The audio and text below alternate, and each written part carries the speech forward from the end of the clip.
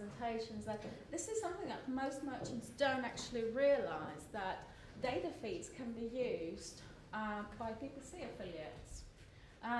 Because it's not just price comparison, it's not just building content units, it's not just about picking the products that your blog readers are mostly interested in, but it's PPC as well. And this is something which I've always found very interesting, how PPC affiliates use data feeds. So, over to you. Hello everyone. Okay, my name is Luke Townsend, and I'm from a company called Artemis8. Just a little bit of background about Artemis8. We're primarily an affiliate, founded in 2004. 3 guys in the corner of an office not too far from here. We've grown to a company of 22, soon to be 25, in Farringdon. And just to give you an idea of the kind of volume we're doing, last year we generated over £90 million worth of sales for our partners through our PPC and through our sites and landing pages. We this year won the winner for Best Paid Search Partnership at the AFU Awards, again using a feed-driven site to win that award. So these are different ways in which we work, or some of the ways we work. Now, in all of these different ways, we do use feeds. Whether that's for the small niche price comparison style sites that we make, or whether that's for the bigger sort of brand protection style sites, or whether it is just to generate keywords for our paid search agency style work. So feeds do play an integral part in nearly every way in which we work as an affiliate. So here's some of the ways in which affiliates use feeds.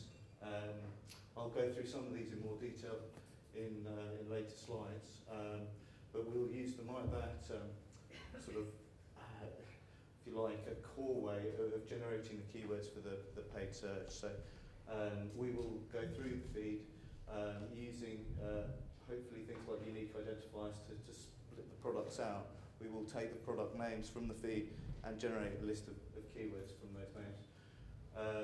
We will also use feeds in product and price comparison style sites, in the dynamic updating of our sites, making sure that they're up to date with correct pricing and correct information. We'll often rely on feeds to do that. Because we have lots of sites and because they have lots of pages, it's impossible for us to manually check the merchant's website, check that our site is saying the same thing. So feeds are that crucial link between us and the merchant. And without them, our sites can become inaccurate and eventually useless, because they won't contain the correct information and we won't be able to promote them. And when we're spending money sending PPC traffic to that site, then it's even more important that they're as accurate and up to date, they have the correct pricing, etc. on them. So we'll also use feeds to do things like mashups, so I'll go into a bit of detail on later. Affiliates are using feeds to create widgets and apps, and interestingly, more and more now we're using feeds to control the ad copy and the ad visibility. So if your feed tells us that the item's gone out of stock, we can, using bits of software, we can drop the ad. The ad will immediately, as soon as it's gone out of stock, as soon as our feed's picked it up, it's out of stock, the ad stops showing. So, in terms of an ROI, I think for an affiliate, it's really great to have an up-to-date product feed which is updated regularly. So, and then why do affiliates use feeds? Well, and I've gone over some of that already, but it allows us greater accuracy on products, on the pricing, on the availability, etc. It allows us to target more products more efficiently, less updating of our sites, which is always great. We can manipulate feeds to show the data in lots and lots of different ways. They contain stuff that we can't generate ourselves. We can't go around photographing everything for ourselves. So feed with a great image on it is extremely useful. And the better quality of that data, the better presented your product becomes on our site. And it's, as I think Lee mentioned earlier, it's your way of selling yourself to whoever the reach of the affiliates is. So, and then as I just mentioned, it can also control, our ad placements and increase the ROI. So here's a little sort of visual example of what a feed looks like, how we might use that for keyword generation. So we would take select a bunch of products at a time, and I mean this is sort of an example of someone doing it manually, but you would take a product and then you would break out the keywords from that product title. So that's one of the first jobs I did 4 years ago when I started with Artemis8, was sifting through data feeds and generating long lists of keywords. We might have 100, 1,000 keywords for a product if it's a very popular product.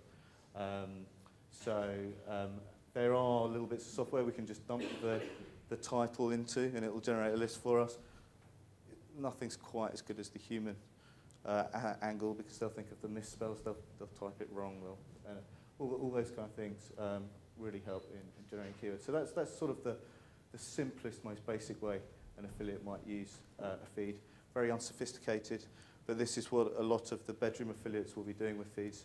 They won't quite understand how to plug it into a clever thing that shows it up on their site. They'll just be literally using it as a list of your products, so they know what they have to promote and potentially what keywords that they need to generate from that. So a few little do's and don'ts. I mean, we touched upon it earlier about extinct products. It's a bit of a bugbear of mine, but I think if it's handled well on the feed, if it's quite clear there that it is an extinct product, then that's fine. But quite often it's not. It's got a link that doesn't resolve anymore, and it gets keyworded anyway, and we don't find out until Google disapproves the ad for you not linking through to a product. So do make sure the links resolve correctly. As we mentioned earlier, our homepage is okay, but an actual product page is much better. And a unique identifier for each product is key. So go on to a little example of a product comparison site. So this is a site that deals with sort of beds and mattresses, which is an aggregation of a number of different merchants. Hopefully none of them are present at the moment. It basically mashes together 5 or 6 different feeds of bed and mattress providers. And it sort of produces pages like you see there, where you can be searching by the type of mattress or the size of the mattress or the manufacturer of the mattress, and it will pull up the products and prices. So this is what it should look like. As you can see on the left, in the sort of the grid list kind of view, you've got nice descriptions which show quite clearly what the product is and the dimensions of it and what it does. And then you've got accurate prices and nice clean images. What that results in is a very good-looking product page on the site, which is how an affiliate wants it to look. And he's got a chance of making a sale. If he sends or she sends traffic to that page, 5p a click, 10p a click, maybe even more than that, it needs to have a chance of converting to promote that product. And if it's well presented data on the data feed, then it's likely to have a chance of converting.